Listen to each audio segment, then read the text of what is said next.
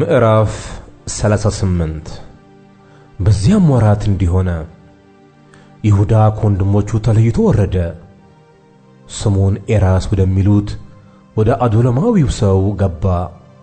ከዚያም ይሁዳ የከነናዊውን የሴዋን ሴት ልጅ አየ፣ ወሰዳትም፣ ወደ እርሷም ገባ። ጸነሰችም፣ ወንድ ልጅንም ወለደች። ስሙንም ኤር ብላ ጠራችው። ደግሞም ጸነሰች፣ ወንድ ልጅንም ወለደች። ስሙንም አውናን ብላ ጠራችው። እንደገና ደግሞ ወንድ ልጅን ወለደች። ስሙንም ሴሎም ብላ ጠራችው። እርሱንም በወለደች ጊዜ ኪዚብ በሚባል አገር ነበረች። ይሁዳም ለበኩር ልጁ ለኤር ትዕማር የምትባል ሚስት አጋባው። የይሁዳም የበኩር ልጅ ኤር በእግዚአብሔር ፊት ክፉ ነበረ፣ እግዚአብሔርም ቀሰፈው። ይሁዳም አውናን ወደ ወንድም ሚስት ግባ፣ አግባትም፣ ለወንድምህም ዘር አቁምለት አለው። አውናንም ዘሩ ለእርሱ እንዳይሆን አወቀ። ወደ ወንድሙ ሚስት በገባ ጊዜ ለወንድሙ ዘር እንዳይሰጥ ዘሩን በምድር ያፈሰው ነበር። ይህም ሥራው በእግዚአብሔር ዘንድ ክፉ ሆነበት፣ እርሱንም ደግሞ ቀሰፈው። ይሁዳም ምራቱን ትዕማርን ልጄ ሴሎም እስኪያድግ ድረስ በአባትሽ ቤት መበለት ሆነች ተቀመጪ አላት። እርሱም ደግሞ እንደ ወንድሞቹ እንዳይሞትበት ብሎአልና። ትዕማር ሄዳ በአባቷ ቤት ተቀመጠች። ከብዙ ዘመን በኋላ የይሁዳ ሚስት የሴዋ ልጅ ሞተች። ይሁዳም ተጽናና፣ የበጎቹን ጠጉር ወደሚሸልቱት ሰዎችም ወደ ተምና መጣ።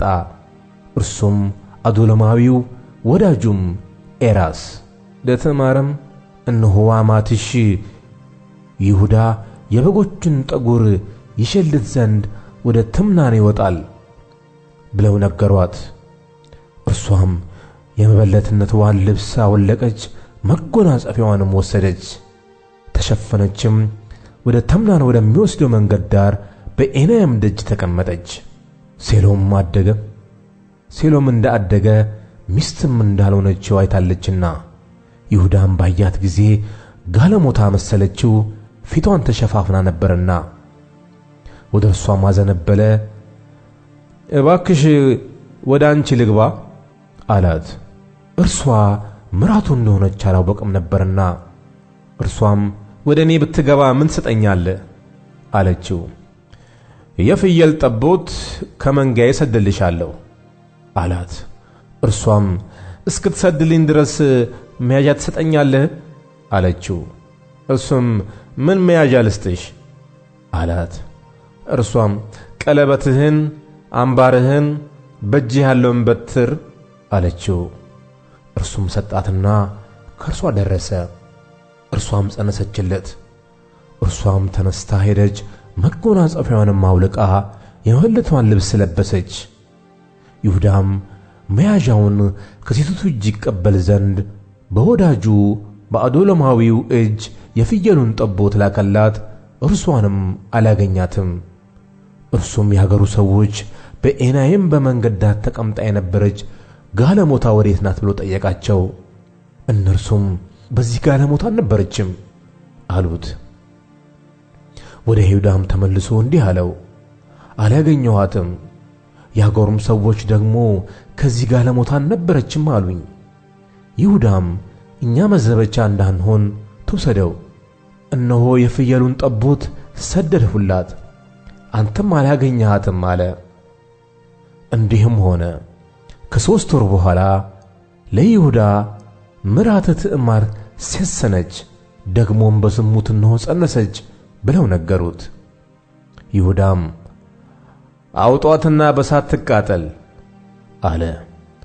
እርሷም ባወጧት ጊዜ ወደ አማቷ እንዲህ ብላ ላከች፣ ለዚህ ለባለ ገንዘብ ነው የጸነሱት። ተመልከት፣ ይህ ቀለበት፣ ይህ አምባር፣ ይህ በትር የማን ነው? ይሁዳም አወቀ፣ ከኔ ይልቅ እርሷ እውነተኛ ሆነች፣ ልጄን ሶሎሞን አልሰጠኋትምና አለ። ደግሞም አላወቃትም፣ በመውለጃዋም ጊዜ እነሆ መንታ ልጆች በሆዷ ነበሩ። ስትወልድም አንዱ እጁን አወጣ፣ አዋላጂቱም ቀይ ፈትል ወስዳ በእጁ አሰረች። ይህ መጀመሪያ ይወጣል አለች። እንዲህም ሆነ። እጁን በመለሰ ጊዜ እነሆ ወንድሙ ወጣ። እርሷም ለምን ጥሰህ ወጣህ አለች።